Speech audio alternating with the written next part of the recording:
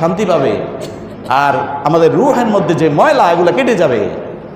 সুবহানাল্লাহ বলেন, সুবহানাল্লাহ। তাহলে জিকির আমরা বেশি করে করব, 1 নম্বর কাজ। 2 নম্বর কাজ, এই দশকে নেক আমল বাড়িয়ে দেব, কোনো গুনাহ করব না।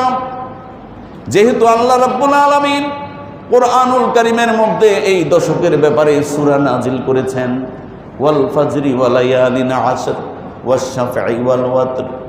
যেহেতু আল্লাহ তাআলা কোরআনুল কারীমের মধ্যে এই 10 রাতের ব্যাপারে সূরা নাজিল করেছেন, এই জন্য এই 10 রাতের তথা দিনের গুরুত্ব আল্লাহ রাব্বুল আলামিনের কাছে বেশি। এই গুরুত্বের দিকে খেয়াল করে আমরা কখনো গুনাহের কাজ করব না, সর্বদা নেক আমলের চেষ্টা করব। জোরে বলুন সুবহানাল্লাহ। আমরা কি করব? নেক আমল করব, বদ আমল ছেড়ে দিব।